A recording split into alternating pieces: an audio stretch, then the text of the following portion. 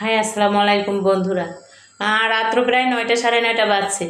তো মনটা উড়ু উড়ু করছে একটু ভাজা পোড়া খাওয়ার জন্য। তো বের হয়ে গেলাম মেয়েকে নিয়ে একটা বেকারি দোকানে। শহরে গেলাম, কিনে আনলাম।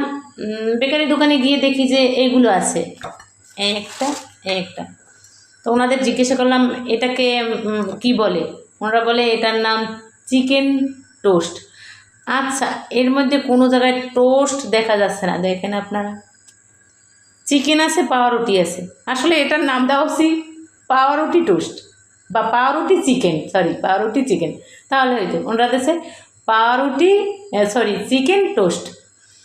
তো যাই হোক, এখন কিছু করার নাই, যে যা নাম দেবে ওইটাই। বেকারিতে এক একজনে এক এক ধরনের নাম দেয়, ওইটাই মানে অ্যাট লাস্ট মানে নাম হয়ে যায় যে এটার নাম এইটা।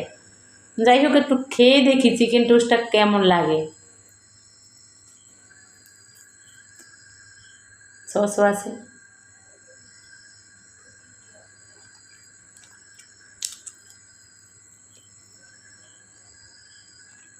হুম, বেশ ভালোই লাগে।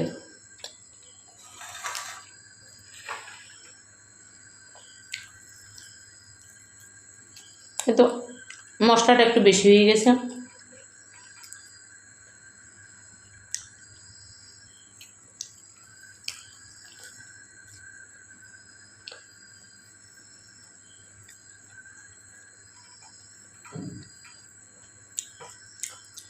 আপনাদের ভালো না লাগলে আপনারাও বেকারি দোকানে যাবেন, আমার মতো এই রকমের চিকেন টোস্ট খাবেন, প্রাণটা ভরে যাবে। এই যে দেখুন, চিকেনের কোনো ছিটে ফোটাই নেই। তো যাই হোক, ভাবলাম চিকেন টোস্ট, চিকেন তো থাকবেই।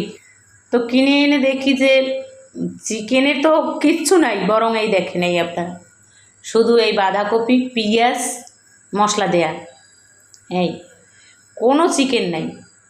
তো এর নাম কেমনে চিকেন টোস্ট হয় আমি বুঝি না। তো আপনারা কমেন্ট করে জানাবেন যে যাতে মশলা আর বাঁধাকপি দেয়া থাকে পাউরুটিতে, সেটা কি কখনো চিকেন টোস্ট হতে পারে? তো ধন্যবাদ সবাইকে, ভালো থাকবেন সবাই।